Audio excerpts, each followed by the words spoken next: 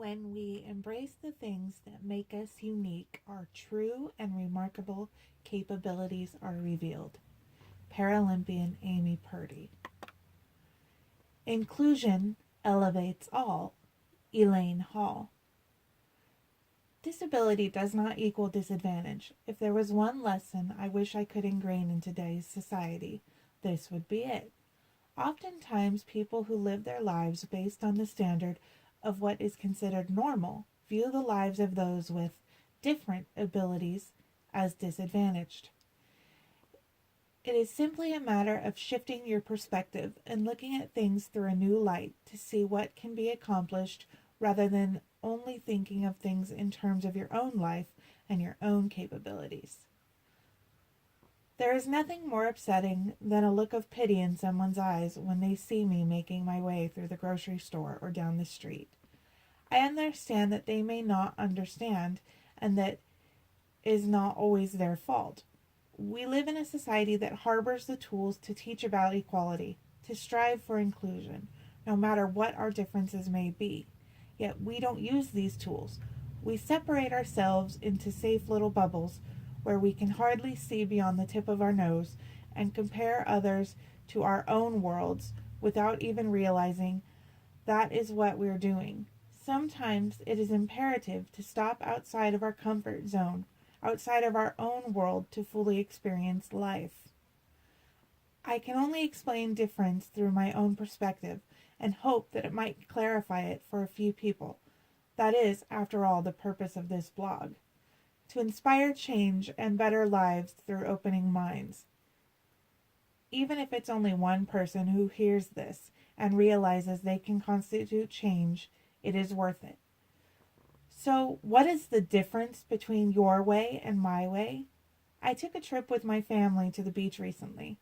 I've grown up with my toes in the sand, and it's a place where I find true peace. The trail to get down to the water was difficult, to say the least, but determination can and does drive us to complete seemingly impossible tasks every day of our lives.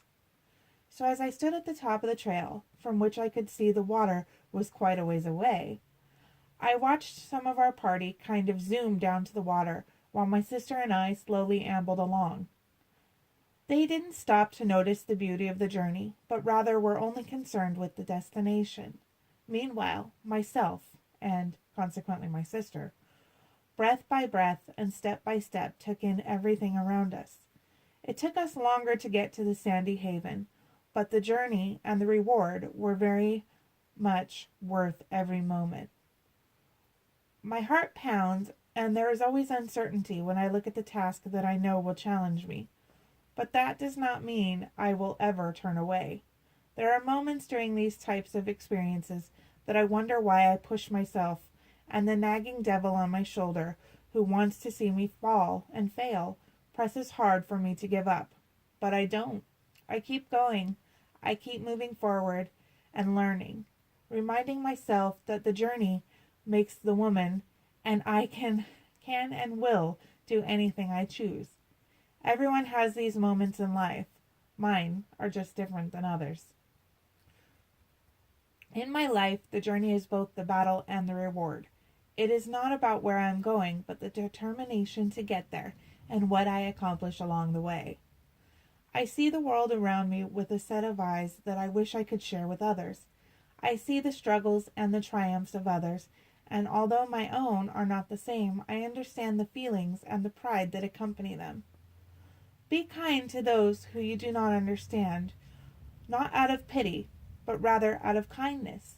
Don't fear different or shy away from it. Embrace it. Ask rather than assume, because the most powerful tools we have in the world today are to educate and in turn, to understand and accept.